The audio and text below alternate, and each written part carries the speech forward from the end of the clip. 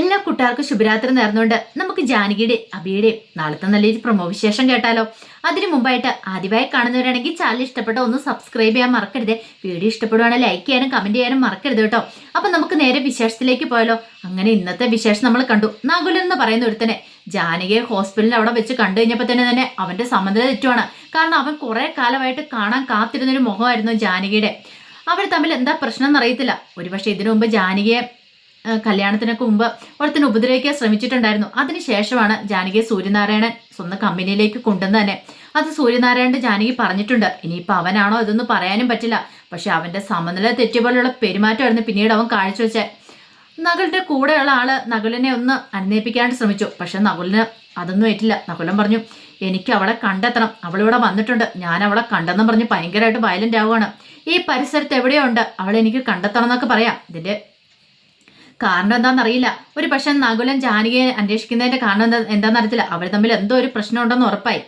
ആ സമയം ജാനകി ഇതൊന്നും അറിയുന്നുണ്ടായിരുന്നില്ല. വീട്ടിലേക്ക് ചെന്ന് കഴിഞ്ഞപ്പോൾ ജാനകി അബിയെ വിളിക്കുവാണ്. അബിയെ വിളിച്ചിട്ട് ഹോസ്പിറ്റലിൽ പോയി കാര്യങ്ങളൊക്കെ പറയണം. അബിയേട്ടാ, ഒരു സന്തോഷവാർത്തയുണ്ട്. അമ്മയ്ക്ക് എന്താണെങ്കിലും അധികം വൈകാതെ തന്നെ ഓർമ്മശക്തി തിരികെ കിട്ടുമെന്നാണ് ഡോക്ടർ പറഞ്ഞേ. പക്ഷേ പൊന്നൂസിന്റെ ഹെൽപ്പും കൂടെ വേണമെന്ന് പറയണം. ഇത് കേട്ടപ്പോൾ അബി പറഞ്ഞു, അതെന്താ? അല്ല, പൊന്നൂസായിട്ടല്ലേ അമ്മ കൂടുതൽ ഇടപെടുന്നേ. അമ്മയ്ക്ക് പൊന്നൂസ് അരികിലുണ്ടെങ്കിൽ കളിയും ചിരിയും ഒക്കെ ഉണ്ട്. അങ്ങനെയാണ് ഡോക്ടർ പറഞ്ഞിട്ടുണ്ട്. പൊന്നൂസിനെയും കൂടെ കൊണ്ടുവരുവാണെങ്കിൽ. പക്ഷേ പൊന്നൂസിനെ അവിടെ നിന്ന് മാറ്റിയിട്ടുണ്ടെങ്കിൽ അവർക്ക് എന്തെങ്കിലും സംശയം തോന്നുമെന്ന് ചോദിക്കണം. ഇത് കേട്ടത് അബി പറഞ്ഞു, സാരമില്ല, നമുക്ക് എന്തെങ്കിലും വഴി കണ്ടെത്താം. അങ്ങനെ പൊന്നൂസ് വന്നിട്ട് അമ്മയ്ക്ക് കുറവാണെങ്കിൽ കുഴപ്പമില്ല, പൊന്നൂസും കൂടെ അവിടെ വന്ന് നിൽക്കട്ടെ എന്നൊക്കെ പറയാം. പിന്നീട് ഹോസ്പിറ്റലിൽ പോയ കാര്യങ്ങൾ അവിടുത്തെ വിശേഷങ്ങളൊക്കെ തിരക്കുവാണ്. ഈ സമയം അബി ജാനകിയോട് സുമംഗലാമ്മയുടെ കാര്യം പറയാണ്. സുമംഗലാമ്മയുടെ കാര്യം അവിടെ ഇച്ചിരി കഷ്ടത്തിലാണ്. ജോലികളൊക്കെ ചെയ്യിക്കുന്നുണ്ട്. തമ്പി പൈസ കൊടുക്കാത്തതുകൊണ്ട്. ഇത് കേട്ടപ്പോൾ ജാനകിക്ക് വിഷമമായി. എത്രയൊക്കെ ജാനകിനെ ഉപദ്രവിച്ചെന്ന് പറഞ്ഞാലും ജാനകിക്ക് എല്ലാവരുടെ ഒരു സോഫ്റ്റ് കോർണറാണല്ലോ. പിന്നീട് ജാനകി പറഞ്ഞു, അബിയേട്ടാ, മുത്തശ്ശിയുടെ കാര്യത്തിൻ്റെ ഒരു കുറവും വരുത്തില്ല. എന്താണെന്ന് ചെയ്യേണ്ട അബിയേട്ടൻ കൃത്യമായിട്ട് ചെയ്യണമെന്ന് പറയണം. ഇത് കേട്ടപ്പോൾ അബി പറഞ്ഞു, അതിന് വേണ്ടുന്ന കാര്യങ്ങളൊക്കെ ഞാൻ ചെയ്തിട്ടുണ്ട്. ഇനിയിപ്പം മുത്തശ്ശിയുടെ കാര്യത്തിൽ ഒരു കുറവും വരില്ല. പൈസയും കാര്യങ്ങളൊക്കെ കൊടുത്തിട്ടുണ്ട്. മുത്തശ്ശിക്ക് നല്ല മുറിയും കാര്യങ്ങളൊക്കെ കിട്ടുമെന്ന് പറയാം. ഇത് കേട്ടപ്പോൾ ജാനകി പറഞ്ഞു, അവർ നമ്മളോട് എന്ത് വേണം ചെയ്തോട്ടെ, പക്ഷെ നമ്മൾ അങ്ങനെ ചെയ്യരുത്. ഒരു പക്ഷേങ്കിൽ ഇത് മുകളിലിരുന്ന് അച്ഛൻ കാണുന്നുണ്ടെങ്കിൽ അച്ഛന് സഹിക്കാൻ പറ്റില്ല. അച്ഛൻ ജീവനോടെ ഉണ്ടായിരുന്നെങ്കിൽ ഇപ്പം മുത്തശ്ശിക്ക് അവിടെ പോയി കിടക്കേണ്ട വരില്ലായിരുന്നല്ലോ. അപർണ ഇങ്ങനെയൊന്നും കൊണ്ടേ വിടത്തില്ലായിരുന്നല്ലോ എന്ന് പറയണം. ഇത് കേട്ടപ്പോൾ അബി പറഞ്ഞു, അത് ശരിയാ, പക്ഷെ ഇങ്ങോട്ടേക്ക് കൊണ്ടുവരണമെന്നുണ്ട്. പക്ഷെ അമ്മയുടെ കണ്ടീഷൻ ശരിയല്ലാത്തതുകൊണ്ട് കൊണ്ടുവരാനും പറ്റില്ല. നീ വന്നതിന് ശേഷം നമുക്ക് പോയി കൊണ്ടുവരാമെന്ന് പറയാണ്. ഇത് കേട്ടപ്പോൾ ജാനകി പറഞ്ഞു, അത് ശരിയാ, മുത്തശ്ശിനെ അവിടെ നിർത്താൻ പാടില്ല, ഞാനും കൂടെ വരട്ടെ, വന്നതിന് ശേഷം നമുക്ക് കൊണ്ടുവരാമെന്നൊക്കെ പറയാണ്. അങ്ങനെ അവിടെ സംസാരിക്കുകയാണ്. ആ സമയത്ത് നിരഞ്ജനൻ പൊന്നൂസും കൂടെ വീട്ടിലേക്ക് വന്നേ. അങ്ങനെ കുറേ സമയം കഴിഞ്ഞ് കഴിയുമ്പോഴത്തേനും നിരഞ്ജന എന്ത് ചെയ്യണം, പിന്നീട് കേസും കാര്യങ്ങളെക്കുറിച്ചൊക്കെ കുറച്ച് പഠിക്കാനും കാര്യങ്ങളൊക്കെ ഉണ്ടായിരുന്നു. അപ്പോൾ അതിനെ പ്രിപ്പയർ ചെയ്തുകൊണ്ടിരിക്കുകയാണ്. അപ്പോഴേക്കുമാണ് അജയ് അങ്ങോട്ടേക്ക് വരുന്നേ. അജയ് വന്നിട്ട് പറഞ്ഞു, അല്ല, നീ ഇത് എന്ത് ഭാവിച്ചാൽ നിൽക്കും? എന്താ അജയ്, എന്താ കാര്യം എന്താ? അല്ല, നിനക്കിപ്പോൾ എൻ്റെ കാര്യങ്ങളും നോക്കാൻ പോലും സമയം തികയുന്നില്ലോ. എപ്പോൾ നോക്കിയാലും നീ കേസും കാര്യങ്ങളുമായിട്ട് ഇരിക്കുകയാണല്ലോ എന്ന് പറയും. ഓ, അതാണോ കാര്യം? അതിനകത്ത് വലിയ കഥയൊന്നും ഇല്ലാന്നേ. എനിക്ക് ജാനിയടുത്ത് തെളിച്ചെന്നൊരു പാത ഏത്, അപ്പം ഞാൻ അതും കൂടെ പിന്തുടർന്ന് മാത്രം.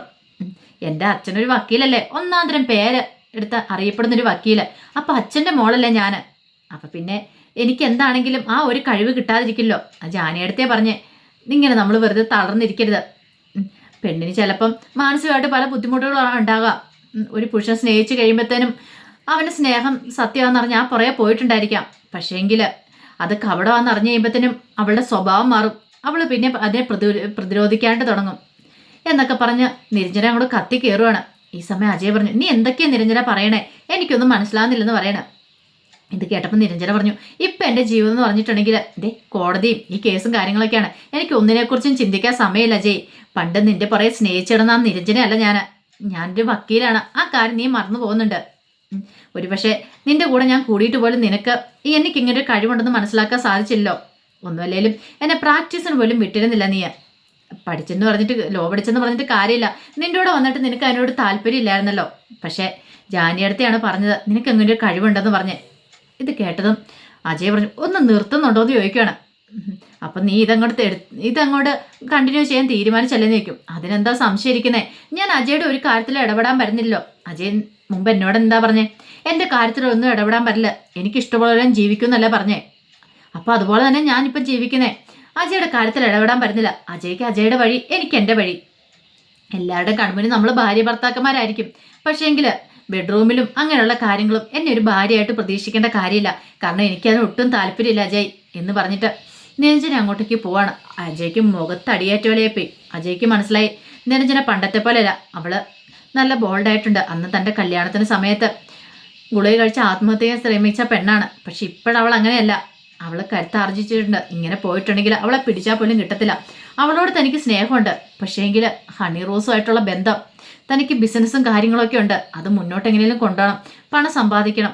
പക്ഷേങ്കിൽ ഇവളെ വിട്ട് കളയാനും പാടില്ല. അജയ് വല്ലാത്തൊരവസ്ഥയായിപ്പോയി. എന്ത് ചെയ്യണമെന്ന് അറിയത്തില്ലാത്തൊരവസ്ഥ. ആ സമയത്ത് തമ്പിയാണെ ആകെപ്പാട് ടെൻഷനായിരുന്നു. സേനം വിളിച്ചു പറഞ്ഞ കാര്യങ്ങളൊക്കെയായിരുന്നു തമ്പിയുടെ മനസ്സിൽ. കാരണം വിശ്വം എന്ന് പറഞ്ഞ ഒരുത്തൻ സത്യമായിട്ടുള്ളത് തന്നെയാണ്. പൂനെയിലെ നമ്പരൊക്കെയാണ് അതൊക്കെ ഓർത്ത് കഴിഞ്ഞപ്പം തമ്പിക്ക് ഇരിക്കാൻ പറ്റില്ല, നിൽക്കാൻ പറ്റാത്തൊരവസ്ഥ. അവസാനം തമ്പി അബിയെ വിളിക്കുകയാണ്. അബിയെ വിളിച്ചിട്ട് പറഞ്ഞു, എനിക്ക് അത്യാവശ്യമായിട്ടൊന്ന് കാണണമെന്ന് പറയണേ. ഈ വിളി അബി പ്രതീക്ഷിച്ചിരുന്ന അബിക്കറിയാം അവസാനം വരുമ്പം തന്നെ വിളിക്കുമെന്നുള്ള കാര്യം. പിന്നീട് അബി സക്കീർ വക്കീലിനെ വിളിക്കുകയാണ്. വക്കീലിനെ വിളിച്ചു കഴിയുമ്പോൾ വക്കീൽ പറഞ്ഞു, മിക്കവാറും അയാൾ അന്വേഷിച്ച് കാണുമായിരിക്കും ആ നമ്പറിനെ കുറിച്ചൊക്കെ. അപ്പോൾ വിശ്വം എന്ന് പറയുന്നവരുണ്ട് എന്നൊക്കെ അറിഞ്ഞാണ്. അബി ചെല്ല്, കാര്യം എന്താണെന്ന് അറിയാലോ എന്ന് പറയണം. അങ്ങനെ അബി അങ്ങോട്ടേക്ക് ചെല്ലുവാണ്, ഗസ്റ്റ് ഹൗസിലേക്ക് ചെല്ലുവാണ്. ആ സമയം തമ്പി ആകെപ്പാടെ വിഷമിച്ച് ടെൻഷൻ അടിച്ചിങ്ങനെ നിൽക്കുകയാണ്. പിന്നീട് അബിയെ കണ്ടതും പറഞ്ഞു, അല്ല സത്യം പറയടാ, നീ ഇറക്കിയതല്ലേ അവനെ? നീ ചോദിക്കുകയാണ്. ആരെ ഇറക്കിയത്? വിശ്വത്തിനെ ഇറക്കിയത്. തമ്പി ഒന്ന് എറിഞ്ഞു നോക്കുവാണ്, ഇനി വീഴുവോന്നറിയാൻ വേണ്ടിയിട്ട്. ഇത് കേട്ട് കഴിഞ്ഞപ്പത്തിന് അബി പറഞ്ഞു, എനിക്ക് അതിൻ്റെ ആവശ്യമില്ലെന്ന് പറയണം. കേട്ടത് തമ്പി പറഞ്ഞു, വേണ്ട, നീ കൂടുതൽ കളിക്കണ്ട, ഞാൻ ആരാന്ന് നിനക്ക് ശരിക്കും അറിയത്തില്ല, അതാ നീ ഇങ്ങനെ കിടന്ന് കളിക്കണമെന്ന് പറയണം. അബി പറഞ്ഞു, തമ്പി ആരാന്ന് ശരിക്കും എനിക്ക് അറിയാന്ന് പറയാം. എടാ നീ അല്ലാടാ വിശ്വത്തിൻ്റെ ഇറക്കി കളിക്കണമെന്ന് ചോദിക്കാം. ഞാൻ വിശ്വത്തിനെ ഇറക്കി കളിക്കാനാ? ഞാൻ എന്തിനാ അവനെ പോലുള്ള ഒരുത്തിനെ ഇറക്കണേ? ഞാനെന്ന് വിചാരിച്ചിട്ടുണ്ടെങ്കിൽ രാധാമണി പരിസരത്ത് തന്നെ ഇങ്ങോട്ട് കൊണ്ടുവരാൻ പറ്റുമല്ലോ. പിന്നെ എന്തിനാ ഞാൻ വിശ്വത്തെ ഇറക്കുന്നതെന്ന് ചോദിക്കണം. ഒരു നിമിഷം തമ്പി ഞെട്ടിപ്പോയി. തമ്പി ഇത്രയ്ക്കൊന്നും പ്രതീക്ഷിച്ചില്ല. തമ്പി പറഞ്ഞു, എടാ സത്യം പറഞ്ഞേ, എന്താ കാര്യം ഇരിക്കുന്നേ? ഈ പറയുന്ന വിശ്വത്തോട് ഞാനൊന്ന് പറഞ്ഞിട്ടുണ്ടെങ്കിൽ രാധാമണി പരിസരം എൻ്റെ മുന്നിലേക്ക് കൊണ്ടുവരും. പിന്നെ എനിക്കങ്ങോട്ട് കൊണ്ടുവരാൻ മേലേ. പിന്നെ എന്താ കുഴപ്പമിരിക്കണേ? തമ്പിക്ക് അത് വിശ്വസിക്കാനുള്ള ബോധം ബുദ്ധിയും പോലും ഇല്ലേന്ന് ചോദിക്കണം. തമ്പി പറഞ്ഞു, എടാ അങ്ങനെ ഒരുത്തിനില്ല. ഇല്ലെന്ന് വിശ്വസിക്കുകയാണെങ്കിൽ കുഴപ്പമില്ല. പക്ഷേങ്കിൽ വിശ്വം എന്ന് പറയുന്ന ഒരുത്തനുണ്ട്. അവൻ വരും. അവൻ വന്നിട്ടുണ്ടെങ്കിൽ തമ്പി പിന്നെ തലേ മുണ്ടിട്ടോണ്ട് നടന്നാൽ മതി. ഇത്രയും കാലം തമ്പിയുടെ മോളും ഭാര്യയൊക്കെ വിചാരിച്ചുകൊണ്ടിരിക്കണേ തമ്പി നല്ലവനാന്നാ. പക്ഷെ ഇത് അറിഞ്ഞു കഴിഞ്ഞിട്ടുണ്ടെങ്കിൽ തമ്പിയുടെ മോൾ എങ്ങനെ പ്രതികരിക്കുമെന്ന് തോന്നുന്നുണ്ടോയെന്ന് ചോദിക്കാം. അതുകൂടെ കേട്ട് കഴിഞ്ഞപ്പോഴത്തേനും വല്ലാത്തൊരവസ്ഥയായിപ്പോയി തമ്പിക്ക്. തമ്പി പറഞ്ഞു, എടാ ഞാനൊന്നും ചെയ്തിട്ടല്ല. ശരിക്കും പറഞ്ഞാൽ വിശ്വത്തെ വിളിച്ചു നോക്ക്. അവൻ്റെ ഉദ്ദേശലക്ഷ്യം എന്താണെന്ന് ആദ്യം മനസ്സിലാക്കുക. എനിക്കിതിനകത്തൊന്നും ചെയ്യാൻ പറ്റില്ല തമ്പി. പിന്നെ നീ ചെയ്തത്രയും ക്രൂരത്തരം ഞാൻ ചെയ്തിട്ടില്ല. നീ എന്തൊക്കെയായിരുന്നു എൻ്റെ ഭാര്യയോട് പറഞ്ഞുകൊണ്ടിരുന്നേ? അവൾക്ക് അച്ഛനില്ല അമ്മയില്ല എന്ന് പറഞ്ഞ് ഡയലോഗ് അടിച്ചുകൊണ്ടിരുന്നല്ലേ. ഇപ്പം നിന്റെ അവിഹിതത്തിലുള്ള ഒരു മകൻ വന്നു കഴിയുമ്പോൾ നീ എന്ത് പറയും നിന്റെ മകളോടും ഭാര്യയോടും ഒക്കെ? ഇതെങ്ങാനും ജാനകി അറിഞ്ഞിട്ടുണ്ടെങ്കിലേ അപർണനെ അവൾ പൊളിച്ചടുക്കുമെന്ന് പറയണം. അപർണയ്ക്ക് പിന്നെ തല ഉയർത്തിപ്പിടിച്ച് നിൽക്കാൻ പറ്റില്ല. അളകാപുരി തല ഉയർത്തിപ്പിടിച്ച് നിൽക്കാൻ പറ്റുമോ? അപർണയുടെ ജീവൻ നശിക്കും. അവൾ നേരെ വീട്ടിലേക്ക് വരത്തുള്ളൂ. അങ്ങനെ വന്നു കഴിഞ്ഞിട്ടുണ്ടെ പിന്നെ തമ്പിക്ക് അവിടെ പടനിലത്ത് ഒരിത് പേരുണ്ടായിരിക്കില്ല, അറിയാലോ. തമ്പി പിന്നെ പടനിലത്ത് 0 ആയി പോകുന്നു പറയണം. ഇത് കേട്ട തമ്പി പറഞ്ഞു, എടാ എങ്ങനെയെങ്കിലും നീ അവനെ ഒന്ന് ഒതുക്കിത്താ. ഞാൻ അവനെ കണ്ടിട്ടില്ല. നീ ഇങ്ങനെ വിളിക്കുന്നതല്ലേ, എങ്ങനെയെങ്കിലും ഒന്ന് ഒതുക്കിത്താ. എനിക്ക് എങ്ങനെയെങ്കിലും രക്ഷപ്പെടണമെന്ന് പറയണം. ഇത് കേട്ടതും ഒരു നിമിഷം ആലോചിച്ചിട്ട് അബി പറഞ്ഞു, അല്ല നിങ്ങൾ പറഞ്ഞെന്താ? നിങ്ങൾക്ക് അങ്ങനെ രാധാമണി മനസ്സിൽ അറിയത്തില്ല എന്നല്ലേ പറഞ്ഞേ? പിന്നെ നിങ്ങൾ എന്തിനാ എത്ര ടെൻഷൻ അടിക്കണം തമ്പിന്ന് ചോദിക്കാം. അല്ലടാ അത് പിന്നെ ഞാൻ കൂടുതലൊന്നും പറയണ്ട, പറഞ്ഞു കേട്ടല്ലോ. എനിക്ക് ഇതിനായിട്ട് ഒട്ടും താല്പര്യമില്ല. നിങ്ങൾ എന്താണെന്ന് വെച്ചാൽ ചെയ്തു എന്നും പറഞ്ഞിട്ട് അബി അങ്ങോട്ടേക്ക് പോകണം. തമ്പിക്ക് മനസ്സിലായി ഇതിനിപ്പോൾ താൻ കൂട്ടിയെ കൂടില്ല എന്നുള്ള കാര്യം. എങ്ങനെ ആ വിശ്വത്തെ കണ്ടെത്തണം, അവനെ കണ്ടെത്തിയിട്ട് അവനെ തീർക്കണം. ഭൂമിക്ക് ചെയ്താൽ വെച്ചോണ്ടിരിക്കില്ല. അവൻ ഇനി ജീവിച്ചിരിക്കുന്ന പോലും തനിക്ക് ആപത്താന്നുള്ള കാര്യം തമ്പി മനസ്സിലാക്കുവാണ്. ആ സമയം ജാനകി എന്ത് ചെയ്യണം, അമ്മയെ അവിടെ ഇരുത്തിയിട്ട് കുളിക്കാനായിട്ട് അങ്ങോട്ട് പോയി. കുളിയെല്ലാം കഴിഞ്ഞ് വന്നു കഴിഞ്ഞപ്പോഴത്തേനും ഇങ്ങനെ ഓരോന്നൊക്കെ ആലോചിച്ചുകൊണ്ട് ഇങ്ങനെ നടക്കുന്നത് കണ്ടു രാധാമണി. അങ്ങനെ രാധാമൻ്റെ അടുത്തേക്ക് ജാനകി ചെല്ലുവാണ്. ചെന്നിട്ട് ചോദിച്ചു, എന്താ അമ്മ എന്താ ആലോചിക്കണമെന്ന് ചോദിക്കുകയാണ്. പിന്നീട് ജാനകിയുടെ മുഖത്തേക്ക് കുറേ സമയം രാധാമണി നോക്കി. പിന്നീട് ജാനകി എന്ത് ചെയ്യണം, അമ്മയുടെ കയ്യിലേക്ക് അങ്ങോട്ട് പിടിക്കുകയാണ്. എന്താ അമ്മയ്ക്ക് എന്തെങ്കിലും പറയാനുണ്ടോ? എന്തെങ്കിലും സംസാരിക്കാണ്ട് എന്നോട് പറ. എത്ര ദിവസമായി അമ്മയോട് ഞാനിങ്ങനെ സംസാരിക്കാൻ തുടങ്ങിയിട്ട് അമ്മ എന്നോട് ഒരു വാക്ക് പോലും പറയുന്നില്ലോ. പറയമ്മേ, എന്തേലും ഒന്ന് സംസാരിക്കുക, മോളെ നിന്ന് വിളിക്കുമെങ്കിലും ചെയ്യുക എന്നൊക്കെ പറഞ്ഞിട്ട് ആ കയ്യിൽ ഇങ്ങനെ മുറുക്ക പിടിച്ച് കഴിയുമ്പോഴത്തേനും രാധാമണി എന്ത് ചെയ്യണം, പതുക്കെ ആ കൈ അങ്ങോട്ട് മാറ്റുകയാണ്. ജാനകിയുടെ കൈ അങ്ങോട്ട് മാറ്റി. ആ സമയം ജാനി ഇങ്ങനെ ആലോചിച്ചു, അമ്മയുടെ മനസ്സിൽ ചിലപ്പോൾ എന്തെങ്കിലും ഓർമ്മ വന്നിട്ടുണ്ടോ, അതാണ് അമ്മ തൻ്റെ കൈയെടുത്ത് മാറ്റിയത്. തന്നെ പരിചയമില്ലാത്തതുകൊണ്ടാണോ എന്നൊരു ചിന്ത മനസ്സിലേക്ക് വരിക. ഇനിയിപ്പം മെഡിസിനൊക്കെ വലിച്ചു തുടങ്ങിയിട്ടുണ്ടോ, ചിലപ്പോൾ അമ്മയ്ക്ക് ഓർമ്മ തിരികെ കിട്ടിക്കഴിഞ്ഞപ്പോഴത്തേനും അമ്മ തന്നെ മനസ്സിലാകാത്തതുകൊണ്ടാണോ അങ്ങനെ കൈയെടുത്ത് മാറ്റിയെന്ന് ചിന്തിക്കുകയാണ് ജാനകി. അങ്ങനെയാണെങ്കിൽ ഒരു നല്ല കാര്യം തന്നെയാണ് അമ്മയുടെ ഓർമ്മശക്തി തിരികെ കിട്ടിയിട്ടുണ്ടെങ്കിൽ. പക്ഷേ ഡോക്ടർ പറഞ്ഞനുസരിച്ച് കുറച്ച് നാളും കൂടെ പിടിക്കും. പക്ഷെ പറയാൻ പറ്റില്ല, മെഡിസിനൊക്കെ ഗുണം ചെയ്തിട്ടുണ്ടോയെന്ന് അറിയത്തില്ല. അത് കണ്ടു കഴിഞ്ഞപ്പോഴത്തേനും ജാനകിക്ക് ഒരു സന്തോഷമൊക്കെ വരുന്നുണ്ട്. അപ്പം അതിൻ്റെ വിശേഷങ്ങളൊക്കെ നാളെ കാണാൻ പോകുന്നത്. ഇനിയിപ്പം നകുലൻ ജാനകി അന്വേഷിച്ച് വരുമെന്ന് പറയാൻ പറ്റില്ല. അങ്ങനെ കണ്ടെത്തിയിട്ടുണ്ടെങ്കിൽ ഒരു പക്ഷേങ്കിൽ ജാനകിക്ക് ഇനിയിപ്പം അവർ തമ്മിലുള്ള പ്രശ്നം എന്താണെന്ന് അബിയോട് തുറന്നു പറയേണ്ടതായിട്ട് വരും. അപ്പം അതിൻ്റെ വിശേഷങ്ങളൊക്കെ നമുക്ക് എല്ലാവർക്കും കാത്തിരിക്കാം കേട്ടോ. ഒരിക്കൽ കൂടി എല്ലാവർക്കും ശുഭരാത്രി നേർന്നുകൊണ്ട് നിർത്തുന്നു. നന്ദി.